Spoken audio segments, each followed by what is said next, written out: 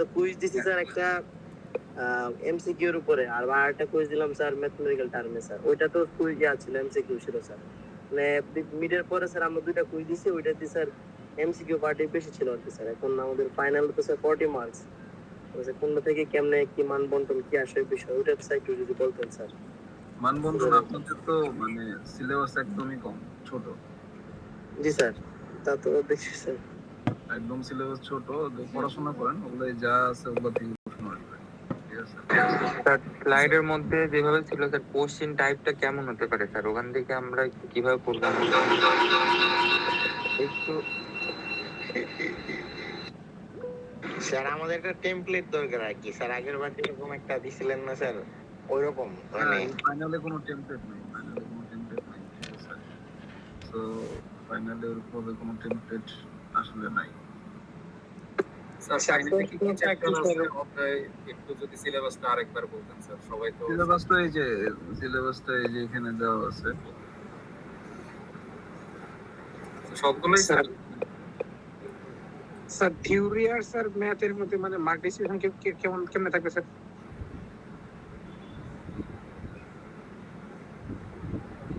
আপনার থিওরি থাকবে, থিওরি প্রায় 40% বা 30%, 35% করতে পারে, আর বাকিটা হলো যে ম্যাথ থাকবে। স্যার মিডে কি সবগুলো স্লাইডই থাকবে স্যার, নাকি কোনো একটা পার্ট আছে? বুঝি না স্যার এই যে সিলেবাস স্যার, এখানে প্রত্যেকটা টপিকই থাকবে স্যার ফাইনাল? হ্যাঁ, প্রত্যেকটা টপিকই থাকবে। আচ্ছা, বাজেট তো সবারই পড়ানো হয়েছে তাই না, সবগুলো সেকশনে? বাজেট কি, বাজেট কেন করা হয়, এগুলা কিন্তু টপিক, এটাই টপিক আমাদের, ঠিক আছে? স্যার আমাদের সেকশনে তো স্যার হচ্ছে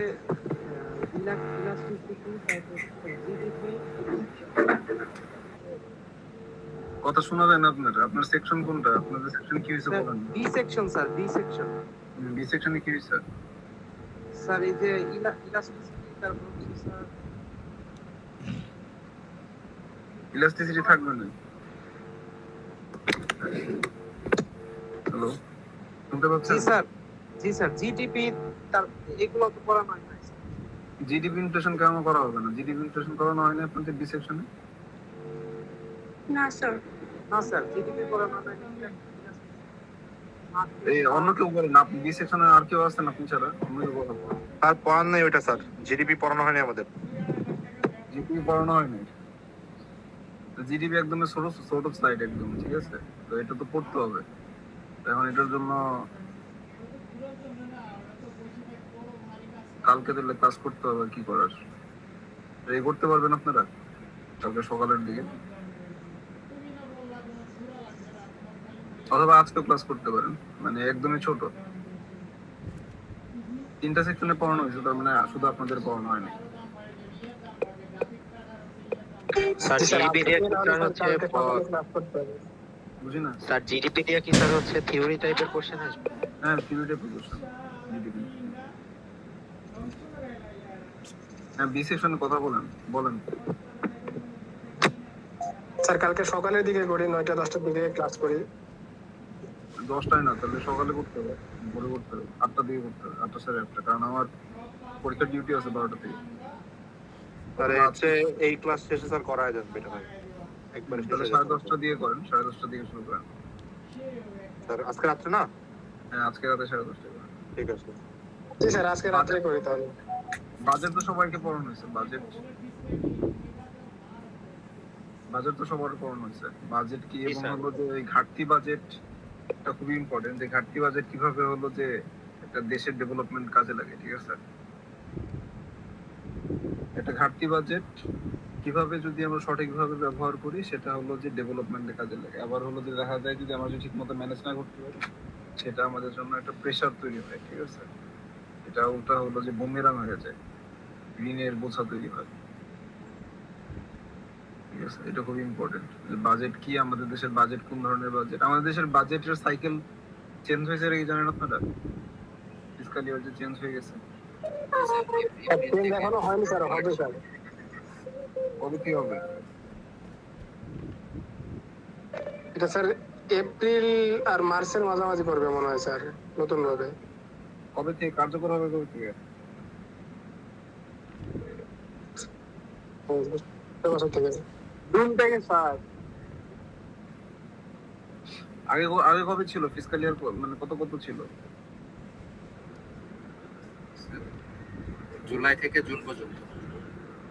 জুলাই থেকে জুন ছিল, এখন কত হয়েছে? এপ্রিল থেকে মার্চ। মার্চ থেকে এপ্রিল, তাই না?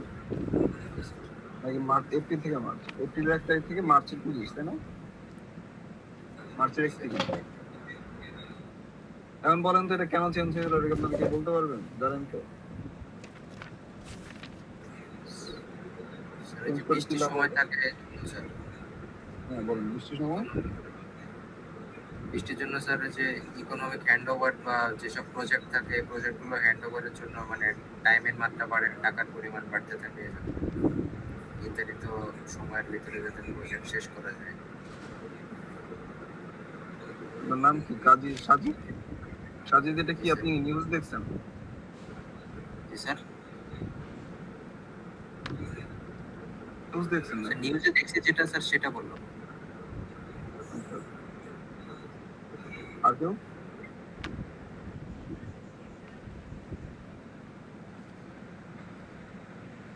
তো যে কারণ হিসেবে যেটা বলতেছে সেটা হলো যে আসলে বাজেট কি, বাজেট হলো যে 1 বছরে আপনি কত টাকা খরচ করবেন, সেটার লক্ষ্যমাত্রা, এবং হলো যে কত টাকা এই খরচটা আপনি কিভাবে হলো যে ফাইন্যান্স করবেন, কত টাকা এরকম খরচের কত টাকা আপনি রেভিনিউ হিসেবে কালেক্ট করতে পারবেন, আর কতখানি ঋণ নেবেন। এখন যেটা হয় যে বিভিন্ন আসলে বাজেট কিভাবে করা হয়, তৈরি করা হয়, বাজেট তৈরি করা হয় বিভিন্ন মন্ত্রণালয়, তারা বলে যে আমার এত টাকা দরকার, অত টাকা দরকার। এখন তারা যখন এগুলো বলে, দাবি জানায়, তখন সেগুলো আবার কি করে, যারা সেন্ট্রাল প্ল্যানিং কমিটি আছে, অর্থ মন্ত্রণালয়, তারা হলো যেগুলাকে পর্যালোচনা করে, রিভিউ করে, তারপর তারা দেখে যে আসলে কত টাকা দেওয়া যায়, কত টাকা দেওয়া দরকার, তারা সেই টাকাটা বরাদ্দ দেয়। ঠিক আছে? অনেক সময় দেখা যায় যে বরাদ্দ অলরেডি হয়ে গেছে, টাকা অলরেডি আপনার মানে অ্যাপ্রুভড হয়ে গেছে, স্যাংশন হয়ে গেছে, কিন্তু সেই টাকাটা কি হয়ে গেছে, সেই টাকাটা ওই মন্ত্রণালয় খরচ করতে পারতেছে না। তখন ওই মন্ত্রণালয় অনেক সময় কি করে, বা ওই ওই মানে যে ইটা আছে, ডিপার্টমেন্ট আছে, ওই ডিপার্টমেন্ট কি করে, তারা চিন্তা করে যে আমরা যদি খরচ না করতে পারি আমাদের বরাদ্দকৃত টাকা, তাহলে পরের বার হয়তো অর্থ মন্ত্রণালয় চিন্তা করবে যে আমাদের এত টাকা বরাদ্দ দেওয়া হইলো কিন্তু আমরা খরচ করতে পারিনি, তার মানে আমরা আসলে কি করি, আমরা আসলে বেশি চাই বাজেট, যে যা দরকার তার থেকে বেশি চাই। এই জন্য কি করে, তারা তড়িঘড়ি করে বছরের শেষ দিকে, মানে যখন বাজেট শেষ হয়ে যায়, তখন হলো যে এই যে বরাদ্দের টাকাগুলা তাড়াতাড়ি হলো যে খরচ করার চেষ্টা করে। রোড ট্রান্সপোর্ট বা এইসব ক্ষেত্রে কি করে, তারা যে যে টাকাটা বাজেটে তাদেরকে বরাদ্দ করা হয়েছে তার লাস্টের দিকে যে হলো যেগুলা, এগুলো হলো যে খরচ করে, এগুলো হলো যে তারা কাজে লাগায়। এর ফলে দেখা যায় যে আসলে লাস্টের দিকে আসলে কি, লাস্টের দিকে হলো যে মে, জুন, জুলাই, অথবা যে আগে ধরি এপ্রিল, তো এই সময় তো বৃষ্টি শুরু হয়।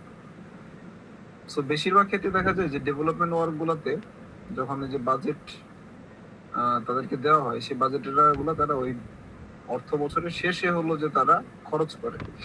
সো দেখা যায় যে তড়িঘড়ি করে খরচ করলে বৃষ্টির কারণে এগুলো নষ্ট হয়ে যায় এবং প্রচুর ওয়েস্টেজ হয়। সো এইখান থেকে সরে আসার জন্য, যাতে হলো যে যদিও মানে যদি এগুলা মানে এই ট্রেন্ড যদি চালু থাকে, সেই ক্ষেত্রেও যাতে এমন সময়ে এই জিনিসগুলো বিনিয়োগ করা হবে, মানে বিনিয়োগ যাতে হয়, সেই সময়টা হলো যে মানে এই বৃষ্টির সিজন না, বৃষ্টির সময় না। যেমন আপনার তখন কি হবে, এখন তাহলে কি হবে, শীতকালে শুরু হবে, এই প্রেশারটা পড়বে শীতকালে, জানুয়ারি, ফেব্রুয়ারি, মার্চ, এপ্রিল, এই 4 মাসে হয়তো প্রেশারটা পড়বে, অথবা লাস্ট 3 মাসে প্রেশার পড়বে, ফেব্রুয়ারি, মার্চ, এপ্রিল, তখন হয়তো বৃষ্টিও থাকবে না। এটা হলো যুক্তি আর কি, বুঝতে পারছেন? এই জন্য তারা চেঞ্জ করতেছে অর্থ বছর। আপনারা কি জানেন যে এই মানে ব্রিটিশরা কিন্তু এই অর্থ বছরই হলো যে এই যে আমাদের যে এখন যে অর্থ বছর, ব্রিটিশ শাসন যখন ছিল তখন এটি অর্থ বছর ছিল। এটা চেঞ্জ করে কারা, এই চেঞ্জ করছে হলো যে পাকিস্তান রিজিম এসে এটা চেঞ্জ করে।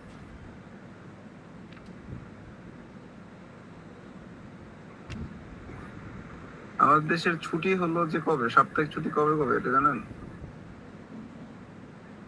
এখন তো এখন? শুক্র থাকে। শুক্রবার, শনিবার। কিন্তু সবসময় কিরকমই ছিল? আগে তো শুক্রবার শুধু ছিল স্যার, শনিবার তো ছিল। আগে মনে হয় রবিবার ছিল স্যার, আগে রবিবার শনি রবি। 15 ছুটি ছিল।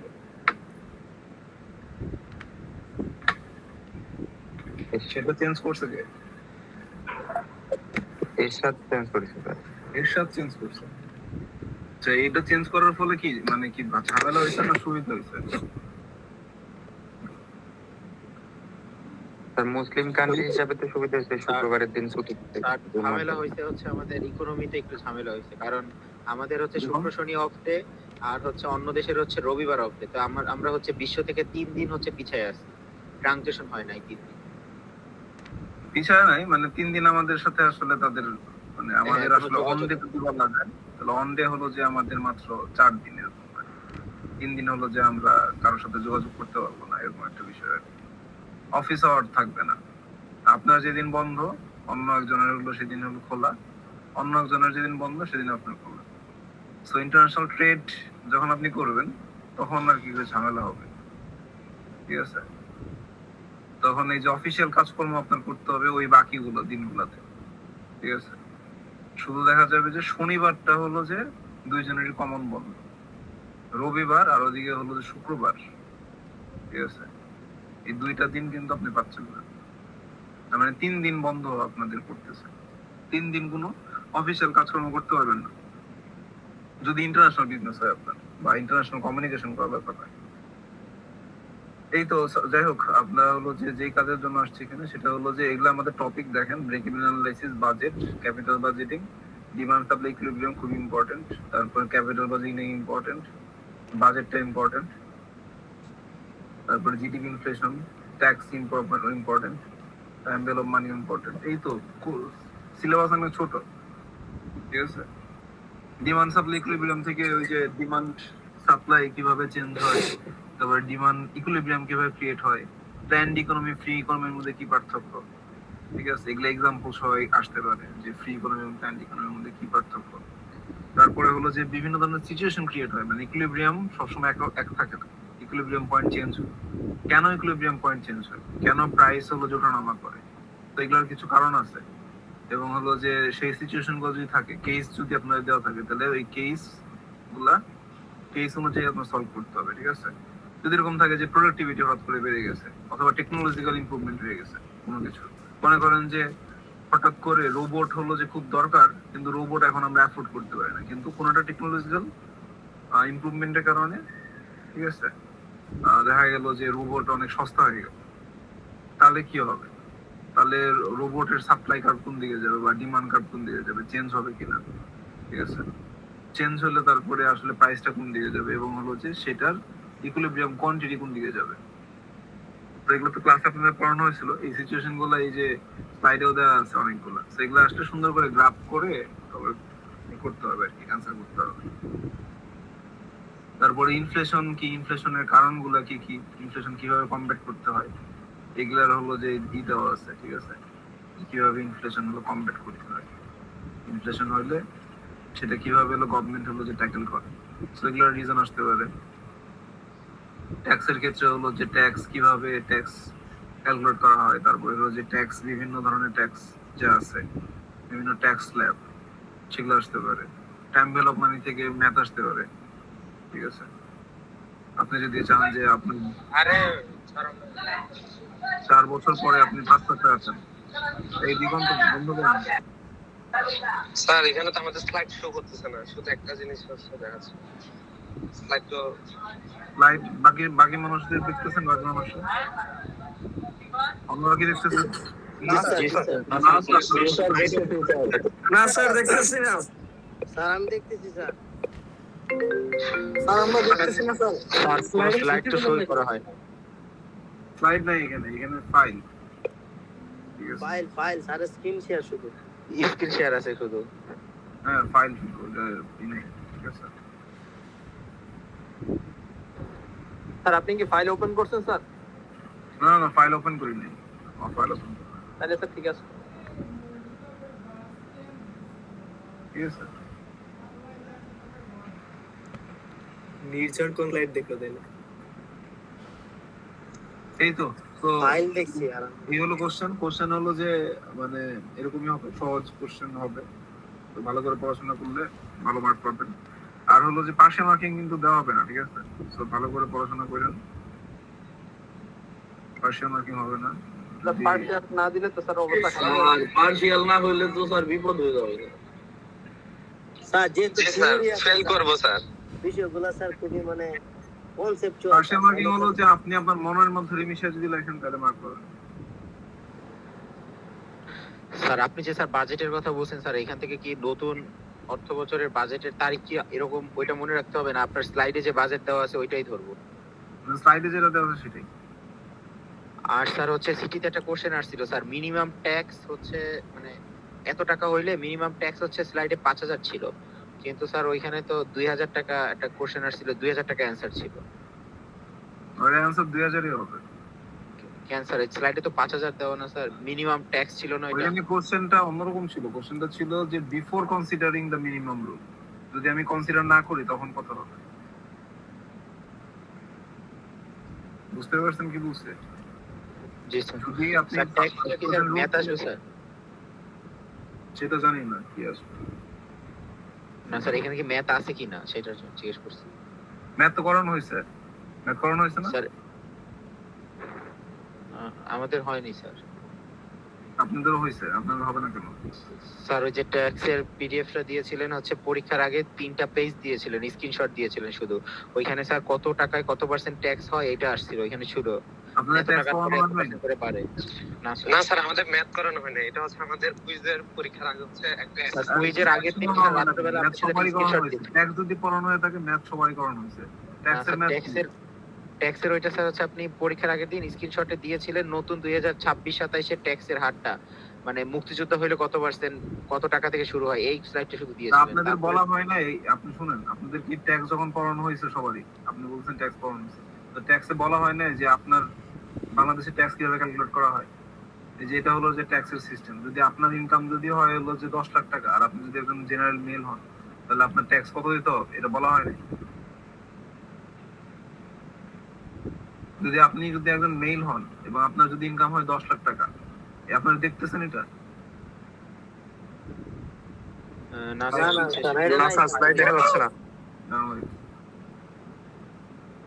এই যে স্লাইডে দেখেন, তো এটা হলো যে 2026-27 ক্ষেত্রে, ঠিক আছে? যদি আপনি মেইল হন তাহলে 4 লাখ টাকা যদি আপনার ইনকাম হয় আপনাকে ট্যাক্স দিতে হবে। পরের 3 লাখের জন্য 10%, পরের 4 লাখের জন্য 15%, পরের 5 লাখের জন্য 20%, এইভাবে করে আগাবে। এটা বলে প্রগ্রেসিভ ট্যাক্স, ঠিক আছে? যত আপনার ইনকাম বাড়বে তত আপনার ট্যাক্স বেশি দিতে হবে। তো এখন যদি আপনি মেইল হন এবং আপনার ট্যাক্স যদি ট্যাক্সেবল ইনকাম বলা হয়, যে 2026-27 সালে আপনার ইনকাম হলো 10 লাখ টাকা, তাহলে 2026-27 সালে আপনার কত টাকা ট্যাক্স দিতে হবে? এটা পড়ানো হয়নি, এটা সবারই পড়ানো হয়েছে। কত টাকা দিতে হবে? প্রথম 4 লাখের উপর কোনো ট্যাক্স দিতে হবে না, তাহলে বাকি 6 লাখের উপর ট্যাক্স দিতে হবে। বাকি 6 লাখের উপর কিভাবে ট্যাক্স দিবেন? প্রথম 3 লাখের উপর দিতে হবে 10%, তার মানে আপনার প্রথম 3 লাখের উপর 10% মানে 30,000 টাকা। পরের 4 লাখের উপর 75,000। পরের 4 লাখের উপরে হলো, পরের 4 লাখ না, পরের 3 লাখ আছে, 3 লাখ আরো 3 লাখ স্যার। তাহলে 3 লাখের উপর 15% মানে হলো আপনার 45,000 আর হলো 30,000, 75,000 টাকা আপনার ট্যাক্স দিতে হবে যদি আপনার 10 লাখ টাকা ইনকাম থাকে। তো এটা তো সবারই বলা হয়েছে, সবাইকে। এটাই তো ম্যাথ যদি হয়, ম্যাথ মানে এটাই। বুঝতে পারছেন কি বলছে? এটা আমাকে এনশিওর করেন যে আপনারা 4টা সেকশন আছেন সবাই এই বিষয়টা মানে এটা বড় বললেন না যে যদি মনে করেন পরীক্ষা হঠাৎ করে আসে তারপরে বললেন যে স্যার আমি তো এগুলো করানো হয়, এটা করানো হয়েছে সবাই, এটাই ম্যাথ। তারপরে যদি এরকম থাকে যে আপনার এরকম থাকতেই পারে যে আপনি একজন হলো ফিমেল এবং আপনার ইনকাম হলো যে 4,60,000 টাকা, ঠিক আছে? তাহলে আপনার ট্যাক্স কত দিতে হবে বলেন তো?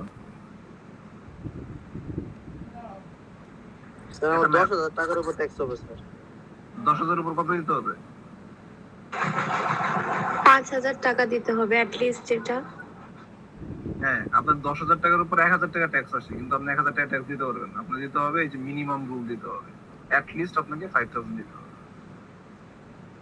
ঠিক আছে,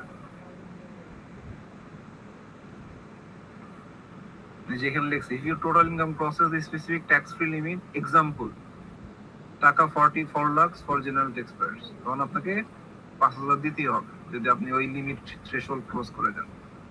আপনি পার্সন উইথ ডিসেবিলিটিস হন, আর আপনি যদি আপনার যদি ইনকাম হয় হলো 5,50,000 টাকা, তাহলে আপনার ট্যাক্স আসলে কবে দিতে হবে? 25,000 উপরে করবো। 25,000 উপরে 5,000 দিতে হবে। হ্যাঁ, কারণ 25,000 উপর 10% আসে, সেটা 2,500 টাকা, কিন্তু 2,500 টাকা আপনি দিতে পারবেন না, আপনার 5,000 টাকা দিতে হবে মিনিমাম।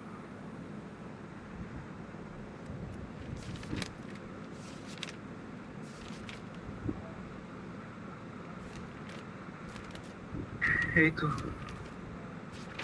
স্যার হচ্ছে ওমেন বা হচ্ছে ফ্রিডম ফাইটার এর মিনিমাম ট্যাক্স হচ্ছে 5,50,000 দেওয়া আছে স্যার, সেইটার ক্যালকুলেশন কি 3 লাখ 4 লাখ 5 লাখের মতো ওইরকমই হিসাব হবে? সেম বুঝতে পারছি। সেম হিসাব, যে ফার্স্ট যদি এরকম হয় যে ওমেন হয়, তো ওমেন হইলে যেটা হবে, ওমেনের মনে করেন বেতন 10 লাখ টাকা, ঠিক আছে, তাহলে ওমেনের শুরু হবে ওই থেকে, ওমেনের শুরু হবে হলো 4,50,000, 4,50,000 তাহলে শুরু হইলে তার ট্যাক্স দিতে হবে 5,50,000 টাকার উপর। 5,50,000 মধ্যে প্রথম 3 লাখের উপর দিতে হবে তার 10%, 30,000 টাকা। আর পরের আপনার কত থাকে, আর পরের থাকে আর 2,50,000, 2,50,000 উপর দিতে হবে 15%। 2,50,000 এর উপর 15 কত পার্সেন্ট হলে এটা কত আছে? 38,500 স্যার। কত? স্যার 2 লাখের উপরে 15% 37,500 আসে। 2,50,000, 50,000। 4,50,000 না, টোটাল ইনকাম তার 10 লাখ, তাহলে 4,50,000 তো তার দিতে হবে না, দিতে হবে 5,50,000 এর উপর। 5,50,000 এর উপর মধ্যে প্রথম 3 লাখের উপর দিতে হবে 10%, ধরে ফেলছি আমরা 30,000, তাহলে বাকি থাকে 2,50,000, সেটার উপর দিতে হবে আপনার 15%, তাহলে সেটা হয় হলো 37,500।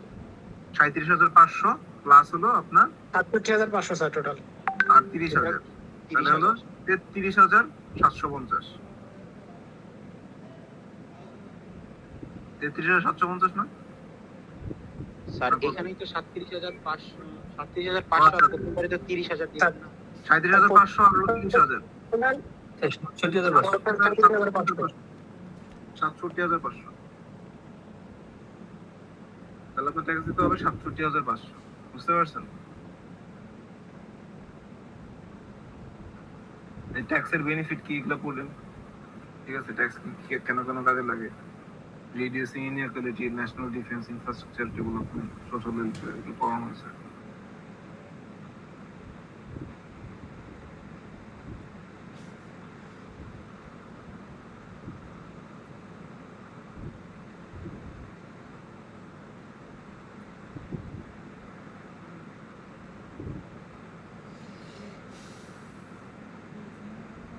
ক্লাস কি শেষ? আমরা কি লিভ নিব? অনেক লিভ নিতে চান? স্যার না স্যার, স্যার থিওরি গুলো স্যার স্লাইড তো 10টা দেখলাম স্যার, 10টা স্লাইডে পড়তে হবে। এই যে ডিমান্ড সাপ্লাই ইকুইলিব্রিয়াম, এই যে ইকোনমিক্স কি, স্কারসিটি, এগুলো পড়া দরকার নেই। এই যে আপনার প্ল্যান্ড ইকোনমি, ফ্রি ইকোনমিতে কি পার্থক্য, ঠিক আছে, এটা খুবই ইম্পর্টেন্ট থিওরির জন্য। তারপর মার্কেট কি, কম্পিটিটিভ মার্কেট কি, ডিমান্ড কি,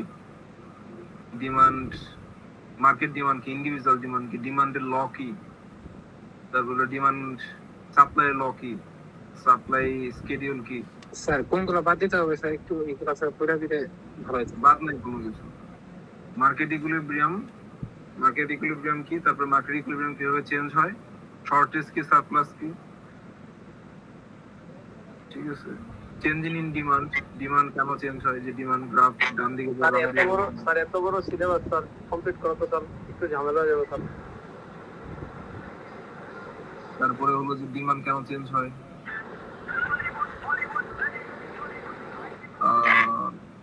তারপরে হলো যে সাপ্লাই কেন চেঞ্জ হয়, সাপ্লাই কেন বাম দিকে যায় ডান দিকে যায়। তারপর হলো ইকুইলিব্রিয়াম, তারপর ইকুইলিব্রিয়াম প্রাইস কেন চেঞ্জ হয়, ঠিক আছে। এই যে কয়েকটা এক্সাম্পল দেওয়া আছে, কেস দেওয়া আছে, ঠিক আছে। এই স্লাইডটাই খালি বড়, এই স্লাইডটা মাল্টিপল টাইম আপনাদের থেকে পড়ানো হয়েছে। স্যার আমাদের হাতে পরীক্ষার আগে শুধু কালকে একদিনই আছে।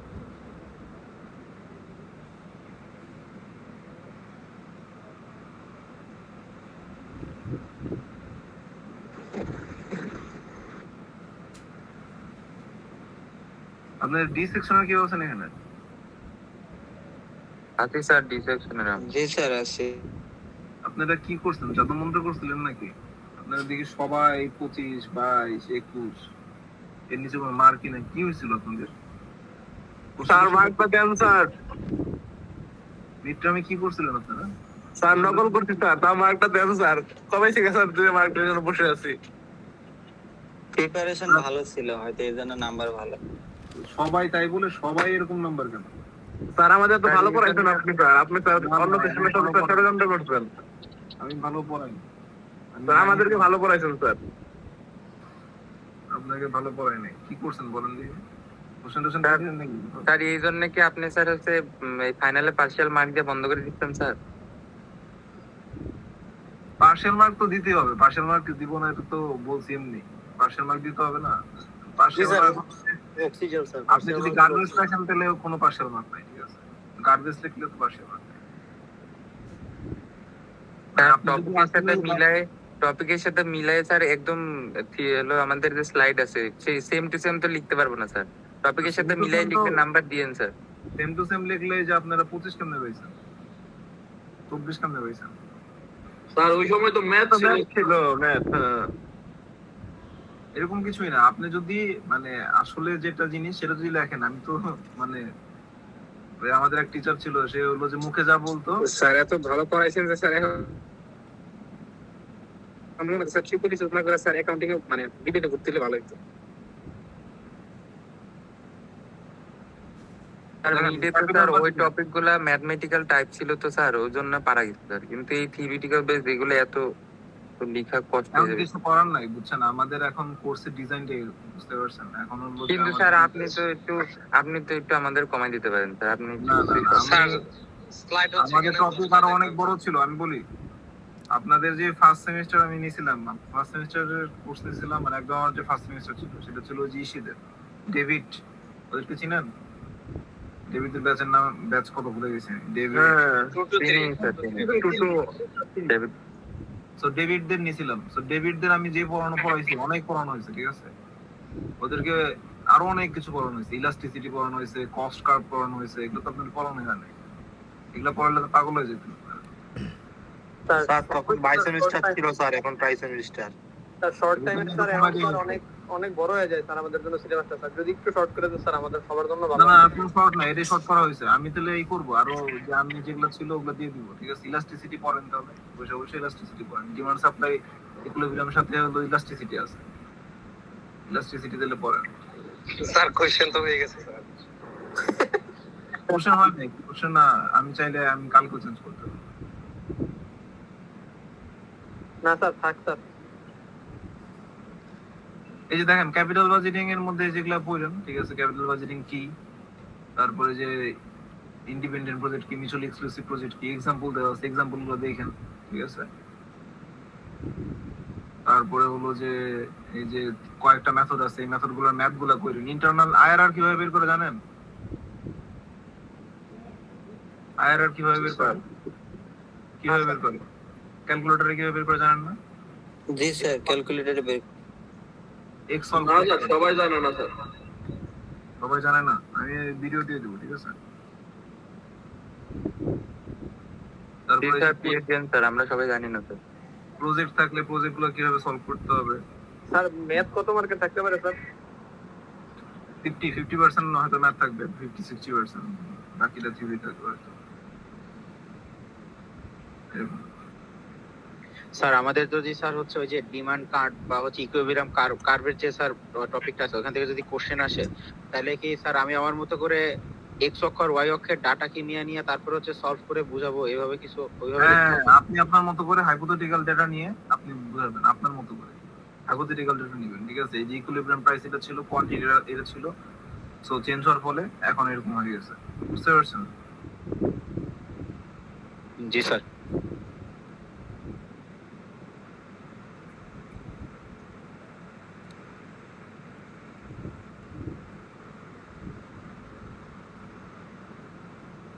ঠিক আছে, সো বেস্ট অফ লাক আপনাদের সবার জন্য। আর আমি আমি করতেছি যে যে টপিক গুলা আপনারা যা দেখলেন, এই টপিক গুলা যদি এরকম মনে হয় যে কোনো কিছু পড়ানো হয় নাই, আমাকে এখনো বলতে পারেন, ঠিক আছে? যেহেতু কোশ্চেন হয়ে গেছে, সো পড়তে হবে, ঠিক আছে? এখন শেষ সময় হলো, পড়তে হবে। স্যার মার্কটা কি আজকে দিবেন? মার্কে যে খাতা দেখতেছি আপনাদের খাতা দেখে তো আমি পুরো খুশি হয়ে গেছি। এত ভালো মার্ক পাইছেন আপনারা সবাই। 25, 25, 24, 22, 18, 19, 20। একটু বলেন স্যার সাথে। স্যার খুশি হয়ে স্যার একটু সাজেশন আর একটু কমে দেন স্যার। 163, 24.5, 172, 23.5। কারা এগুলা? 18, 82, 22.5 করে নাম্বার। 139, 21, 18.5, 36। স্যার 5 মার্ক করে কমিয়ে দেন। হ্যাঁ, 5 মার্ক করে কমিয়ে দেন স্যার। স্যার এত থাকতে স্যার 5 মার্ক করে কমাই দিলেও পারেন স্যার। হিংসা স্যার। এগুলো ডি সেকশনের কাজ। অন্যান্য সেকশন তো আর একটু কম পাইছে, মানে ইভেন হয়েছে। 280 স্যার হচ্ছে -20 করে দিতে পারেন। এই ডি সেকশন করছে কি কালা জাদু করছে মনে হয় না? না স্যার চেষ্টা। ডি সেকশনের বলাবান স্যার অ্যাকাউন্টিং এর বস স্যার। তাই তো মনে হচ্ছে। স্যার এই যে সব সেকশন স্যার বলতে স্যার এই যে এটা পড়ার নাই এটা পড়ার নাই স্যার, আমরা কিন্তু স্যার বলি নাই যে স্যার আমাদের এটা পড়ার নাই এটা পড়ার নাই। আমাদের যা পড়াইছেন স্যার আলহামদুলিল্লাহ। এর পরের সেমিস্টার আপনারা আছেন না, আপনারা পরের সেমিস্টারে ক্লাস নেবেন। এবারও এরকম করে লাভ নাই, পরীক্ষায় না লিখলে কিন্তু স্যার ফাইনালে নাম্বার দিবে না, পরীক্ষায় লিখতে হবে, এতে আর এ প্লাস আসবে না। স্যার ওদের জন্য কি স্যার আমাদের সিলেবাসটা এখানে তো বড় করে দিবেন? না, আপনারা সবাই ভালো মার্ক পেয়েছেন। আর থার্ড কুইজ তো আপনারা দিয়েছেন ইচ্ছা মতো, ঠিক আছে? থার্ড কুইজ স্যার আপনি তো বলছিলেন স্যার 2টা এভারেজ করবেন স্যার। থার্ড কুইজ মনে হয় একজন পড়াশোনা করে আসছিলেন আর সবাই দেখে দেখে লিখছেন, তাই না? থার্ড কুইজে মার্ক আমরা দিতে একটু স্যার টাকা দিয়ে করে লিখি না স্যার। আপনারা যে কি করছেন তুমি জানি। তাহলে চোখ বন্ধ করে লেখছস নাকি সবাই? দেখে দেখে তো লেখছস। স্যার থার্ড কুইজে স্যার আমরা সবাই একটু মিলেমিশে লিখছি আর কি স্যার, আর কিছু না। হ্যাঁ, সেটাই। Sir teamwork. ফাইনালে যদি স্যার আপনি তো বললেন স্যার 2টা এভারেজ করবেন স্যার। ফাইনালে আবার ডিজাস্টার করেন না, ঠিক আছে? বাংলাদেশের ফার্স্ট রাউন্ড যেরকম হয়েছে ওরকম করেন না। স্যার আমার বন্ধু মাসুদ স্যার আইডি 131 সে মিডিয়া পাইছে 5, সে হতাশ স্যার, ওর জন্য এক লাইন একটু কিছু বলেন। সে অভাগা আসলে, কি বলবো?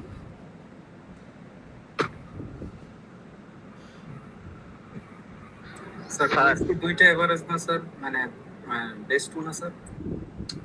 বেস্ট টু কমেন্ট করা হবে। যাই হোক, আপনারা তাহলে এই করেন, লিভ নেন। আর যাদের হলো যেই পড়ানো হবে যে জিডিপি এর ইনফ্লেশন, তারা একটু গ্রুপে বলে দেন, আমরা হলো 10:30 শুরু করবো, ঠিক আছে? জানো জিডিপি ইনফ্লেশন পড়াইতে হবে স্যার সেকশন বি। আচ্ছা, ঠিক আছে। হ্যাঁ, স্যার আর ডি সেকশনের হচ্ছে অ্যাসাইনমেন্ট আপনার ডেস্কে রাখতে আসছিলাম স্যার, আপনি দেখছিলেন স্যার? পাইছি। এখন কথা হলো যে আপনারা যদি খাতা দেখতে চান, যে আপনাদের এরকম মনে হয় যে আপনারা বেশি পেয়ে গেছেন, তাহলে আসবেন।